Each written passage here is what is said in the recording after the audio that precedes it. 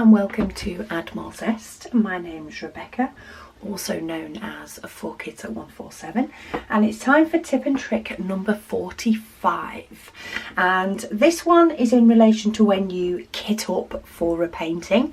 Now, some of you may do this already, some of you may do it sometimes not realising that you're doing it, and other times you might wonder potentially why you struggle. So I've got two different types of inventory sheets here. I did a tip and trick on this one recently. This is a painting that I may well have shown the video of kitting this up already. Depends on how my schedule works.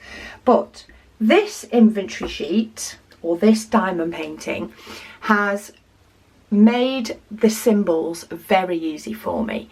They are the numbers, and then they are alphabet letters. So it's numbers and then it's letters. Even if I put these in DMC order, it's numbers and then it's letters. Now, quite often, if I have another painting, so for example, this inventory sheet, where I've got a number, some letters, a symbol, a number, some letters, and not in any particular order, quite often I will kit up in the order that they're given to me, in the DMC order. Now, it can be easier for kitting up doing it that way. However, the chunk of our time for diamond painting, while we do spend time kitting up and we do spend time de-kitting, the chunk of the time is spent placing diamonds. That's the idea. It also may be spent tipping diamonds out of a tray into a container and vice versa, but that is where the chunk of your time on a particular painting is spent.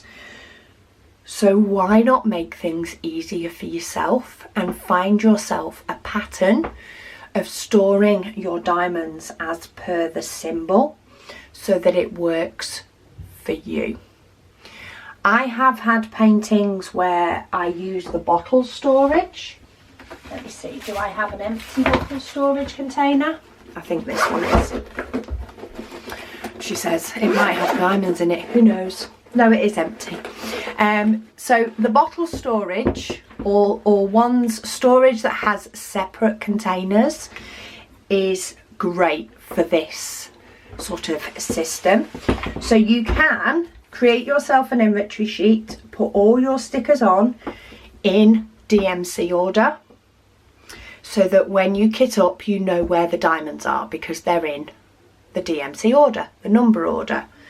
We can all work out that 153, for example, goes before 939, so it makes it easier to kit up. But when we're actually working on the painting, we've got a number 7, we've got a number 9, then we've got a number 3, then we've got an 8, then we've got a 2 and a 5, then we've got a 6, and in between all of those we've got some letters and some numbers and all the rest of it in between. So what is nice to do is get yourself a pattern with your symbols. Now, depending on what type of storage you're using, if you're using the likes of this bottle storage, you can do your symbol sorting out after you've kitted up, and then you can always put it back into DMC order to de-kit. If you're using storage like this one I recently did an unboxing on, where you have 4 containers together, then you will need to potentially sort out your system beforehand, before you kit up, and you may have to look a little bit harder for the DMC number to put your diamonds in, but when you're actually doing your painting, it will be a lot quicker. So when I do have quite a lot of colours, quite a lot of symbols, I do like to arrange them in an order. So I often personally do letters first. So I like to do the alphabet first in order, followed by the numbers. It doesn't it doesn't upset my rhythm or my pattern necessarily to have them this way round. So when I'm kitting up this painting, I will more than likely do numbers and then letters, just because that is the DMC number order that it follows. But for the likes of this painting, I will fall back to my standard, which is to do the letters. So I will do A, B. If it's a painting that has a lowercase b and an uppercase b, I will do the uppercase and then I will follow it with the lowercase. And I will go all the way through the alphabet to Z. Then I will do the numbers, 1, 2, 3, however far it goes. Of course, if they don't have a number 8 or a number 3 and a number 3, for example, I will only put, of course, the numbers that are there. And then I will do symbols afterwards.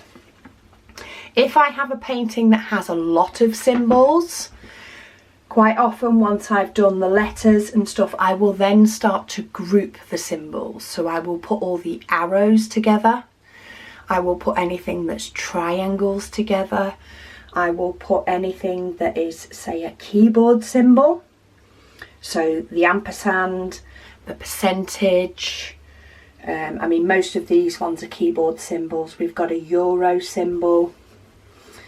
We've got a euro symbol, an ampersand and a percentage in here. So I would put those together.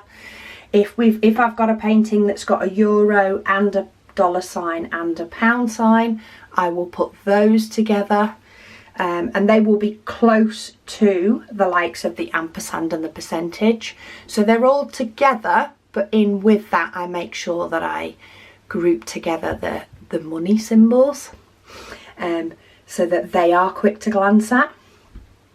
But if you get yourself a pattern with it, you will find that as soon as it comes to you looking at a symbol and going, oh, it's the letter B, you will know straight away that is right at the beginning of your symbols. Whereas you will know that if you've got an ampersand or a pound sign or a percentage sign, it's likely to be at the end of your symbols. And it will save you so much time, especially at the beginning of a painting, looking up and down to figure out where it is that the symbol is, according to a DMC number that you're not looking at.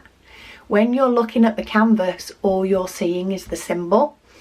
And therefore, you're not, unless you pull up the diamond painting. So for example here, if I go, oh okay, I need the number 3, I'm not going to then go look over here to see that it's 316 to figure out where it is in my storage.